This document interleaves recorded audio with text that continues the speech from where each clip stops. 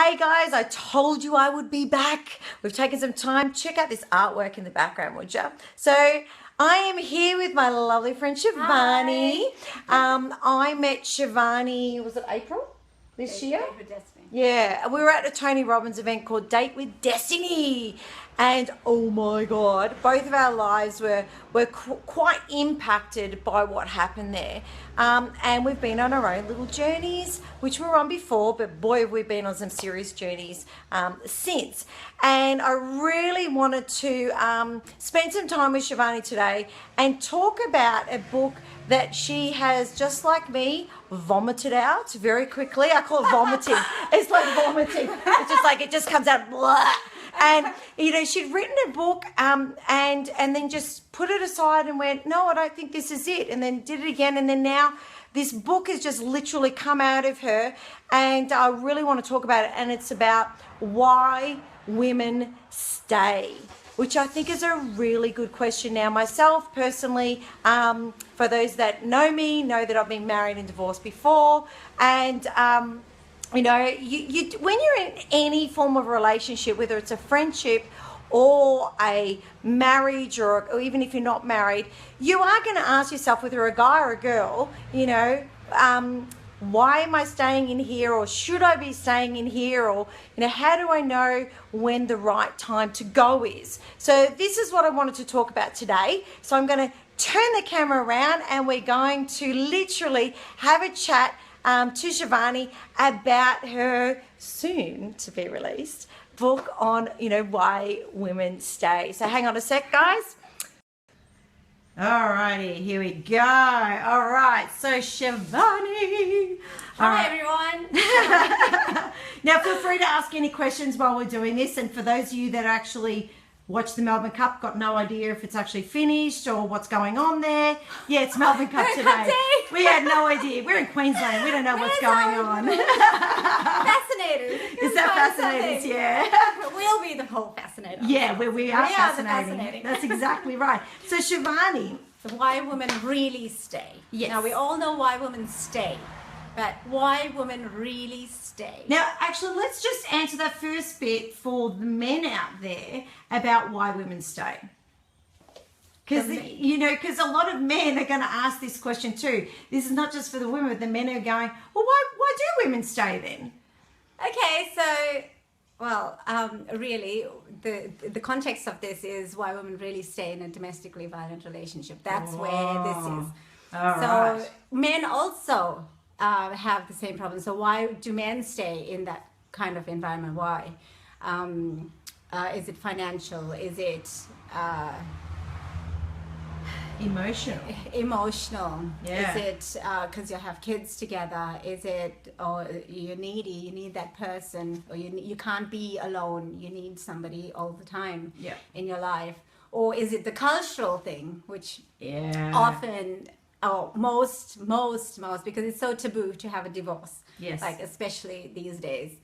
Even back then, a lot of people used to even in remote India as well, they will just not live together. Yep. They will live in separate houses, and then they will carry on as if they are family and carrying on, but only those two people know that they're not sexually intimate in bed. Right. So they'll even go to, if there's a family wedding or they're sleeping over some other people's house, they'll actually sleep in the same room together. So they pretend they're still together. That Oh my God. So I've seen this, and they also have their houses, like one in the village, one in closer in the city, and then they use their work as an excuse, or children schooling as an excuse.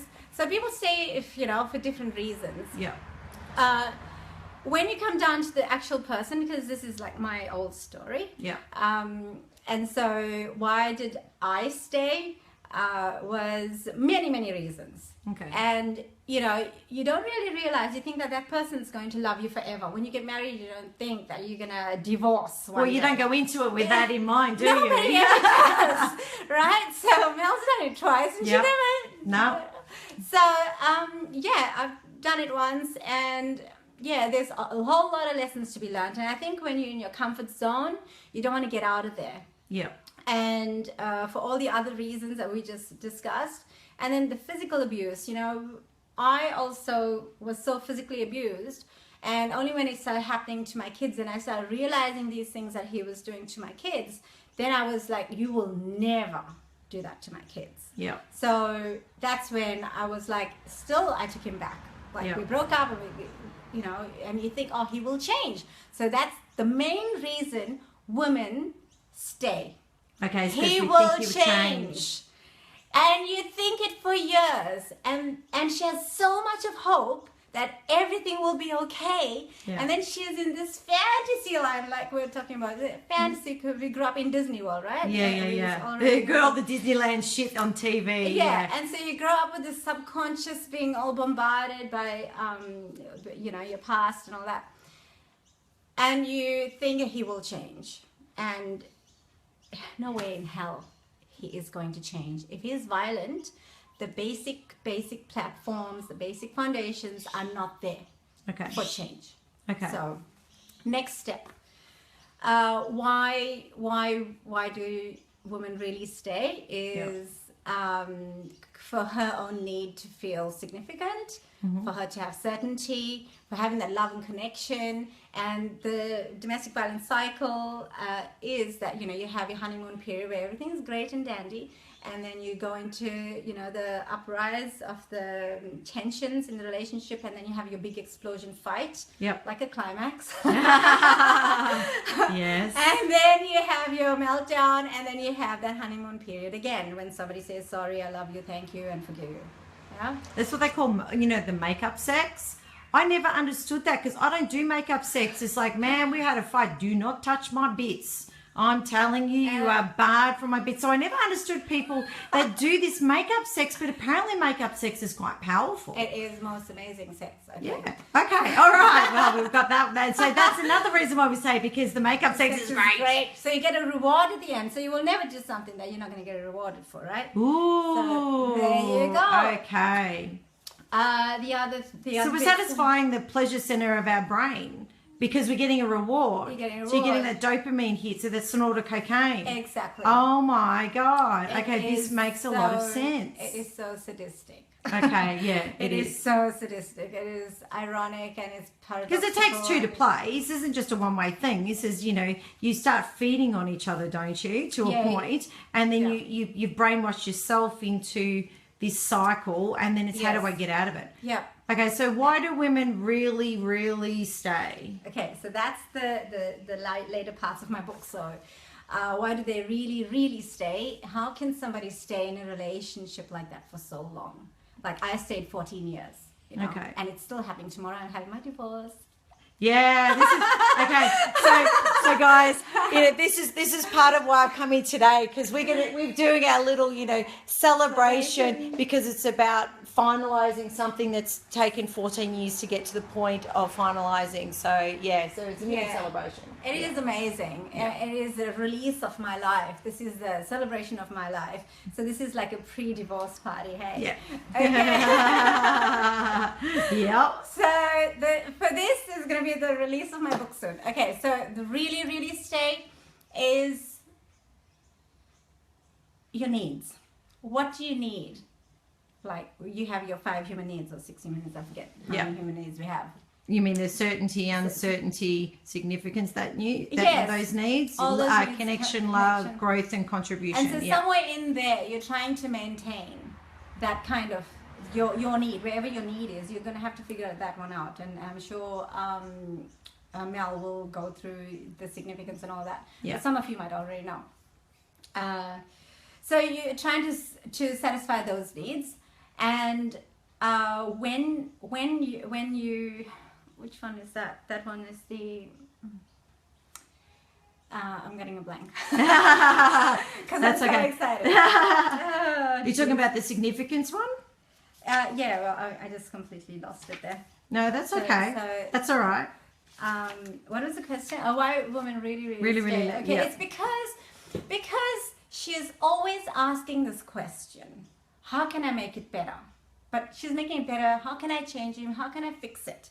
And that's what I asked all the time. So that question, your questions is as good as your answer. The quality of your question is always as good as your answer you're going to get from that. So you have to really catch yourself and start make a really good quality question. Yeah. So an empowering question. Now, an empowering question is something you ask yourself, not how can I fix it or how can I fix him. It's going to be, what can I do in my life today that's going to make me better? It's for my happiness. What can I fulfill in myself? So once you grow in yourself, once you have that self-esteem, because when you're in a domestically violent relationship, they put you down for every single thing. Your social life, your friends are not good enough. Your friends are trying to do this, and that to you. And so I'm trying to save you away from your friends, right? I'm a savior. Okay, so on that level, socially, physically, bullying over you. So your confidence is down now. So the only way they can have control over you is through security. Control over you is by manipulating you, by physical force, by controlling your friend circles, by controlling your financials, which a lot of marriages are breaking up or partnerships are breaking up. Financials a big one. Financials are huge, to the point where I was really doing everything for financing, and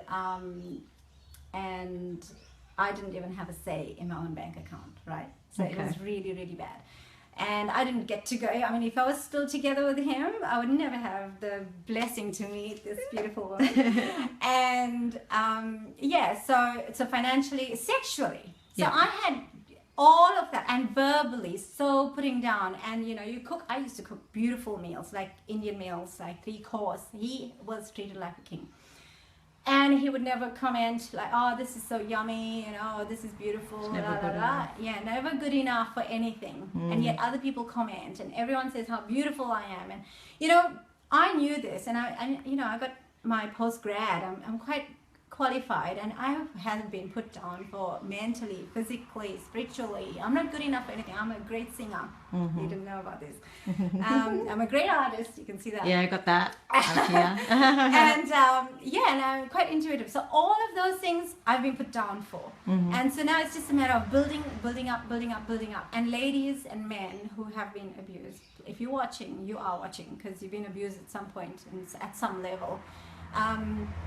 Just, recognize that these things are happening. Have your empowering questions. When these things are growing, you need to use that empowering question to grow yourself strong. So when you can grow yourself strong, you can say, no, enough is enough. When you are strong enough, you can help yourself. Like, you put the oxygen mask on for yourself first before you put it on the other person to help them. Yes. So you need to put the oxygen mask on you first. Start loving yourself first. Throw kisses to yourself in the mirror first. Tell yourself, Kiss the I'm mirror. lovable, I love you. Kiss the mirror. You sound stupid. Look at yourself in the eye, in the mirror. You guys were talking about it, and Last night, it's in the book, actually. So all these little strategies, they're little, but they're such big things, because you need those little successes to start building up your confidence. So when you got a little bit of confidence in your self-esteem, you can make those decisions that you really deserve in your life. You do not deserve violence. You do not deserve disrespect. You do not deserve somebody who accuses you of, sleeping around, and yet you're like a fucking virgin, This is the story. So I'm with you on that one. So why women really stay, really stay is going. Yep. And towards the later parts of the book, you go into the really stay, and it will help everybody who knows somebody who has been affected with domestic violence or who's living in that phase and it's a really good book for your decision making, to know where you're at, to identify if you are fitting in any of those categories, to identify how you can boost yourself, or even what to say to somebody who is in that situation. Because all the time, even I have experienced it, but how do you talk to another person who is experiencing it, and how do you help them to get out of it, because they're very protective of that man. Oh, are they not? Oh my God. And they're very defensive. They are defensive. And they justify every bad action that they do. Exactly. Yeah. And so and then next minute, they're sleeping again together, right? Yeah. Yeah. So she's getting fed, and she's getting fed superficially and not her true self. Yeah. So this is about her awakening within. And that I was going to keep that as the name of the book, but I Why not? Yeah. Can you use it? awakening because that might be my next book. Okay, we're going to get more than one. Oh yeah, this is actually the second book that I'm promoting first, because the first book was a whole lot of uncut stuff, the raw, gory details of what really happens and what is, somebody might end up crying in that book. Okay. So I didn't really, it's not quite so this one's more empowering. This is more empowering. Yeah. That one's more for the actual victim to go and read, so she's not feeling so alone. Yeah. And alone that she can't do anything. So it goes into, hey, I'm right there with you, baby. Yeah. And we're going to suck you out of that. So that's Awesome. what that one is about. I love empowerment. Yeah, Oh my yeah. God. Okay, So fabulous. It's really exciting. I'm going to turn this around. All right. If it works, hang on. Hang on. It never likes my thumb this. Guys. There you go. All right. And I love this woman. Wait, thank you. So, guys, I really wanted to talk about this because, I know for myself personally, I may not have been punched or slapped or anything like that, but I have left quite emotionally abusive relationships, and one where, to me, this was the love of my life, and the person hated themselves so much and was going through their own shit that they actually told me that I was useless and worthless at they just would really, you're a shit this and a shit that and a shit this, and I got to a stage that I actually started buying into this shit, and that's when I had to leave, make the decision to walk out the door and leave this person who was the love of my life. Okay. And trust me, it took me a long time to get over that. And I do, and when we did break up and he realized I was leaving for good, I actually had to sit there. I sat there with this man for 12 hours while he cried. And he said to me, "You're good." Yeah, I know. and he said, "You know that everything that I'm saying has nothing to do with you." And I knew that. But the issue was that I was starting to buy into it, and I was starting to fall into my own depression and actually believe this story that was being fed to me. And it's been a journey to learn where to find the line and draw the line, and identify it. And that's what this story is about, trying to identify what's going on and the questions that you need to ask yourself, but also how to empower yourself. And empowering yourself, I think, really is the key. Yeah, and that's so important. Yeah, for you it's to really empower important. yourself. Empower you and love yourself, guys. Yeah. So when you're in this situation, you feel like there's no door to get out, we want to tell you that there is. If you have any questions or you want to reach out, just make sure that you contact us. And I'm sure Shivanni, I would love to help. This there is you exactly, go. I've helped so many women in this area. Yep. And it's just, whoa. Yeah. Whoa, really, really. And this is a big topic today. In fact, it was even down here somewhere. They're doing some big thing, I think, this weekend on domestic violence. Yeah. So, and Patty, who's just joined, who's here on the coast, she works with, a few different charities and companies and empowerment things to do with domestic violence. So she understands it, and I work a lot with Patty. So hey, Patty. Hi, Patty. And this is the story that we're talking about, and it's really important. So if you've missed what we've been talking about, we're about to finish, so you can go back to the beginning and watch it, because the words that this lady Shivanni behind me is telling you is really powerful and something that you need to understand about why we really stay. And the statistics are really, really high. Yeah. The domestic violence in women and men is so high. It's I can't remember exactly. It's like over 64% or something. It's really ridiculous. And it will affect anyone you know. It will affect everybody you know. Yeah, but with that high percentage, you have to know somebody that's in this. It's like 1 in 4 or something. Yeah. So it's incredibly. So it's really good. If you don't know about domestic violence, you have never been touched by it, it's good to have knowledge so that when somebody is in that situation, you can see it in your workplace. They come in with long sleeves in the middle of summer, like whoever does that. Like seriously, there's telltale signs that I give you in the book, so you understand all of that stuff. and so you can help that person, and there's nice subtle ways of approaching that topic. So make sure that you guys subscribe on here for more videos like this, but also when this is released, we'll be putting it through our Intimacy TV. We'll put it through our newsletter. Okay, so you want to make sure that you get on the newsletter so you can find out how to get this and help yourself or help someone else that you love.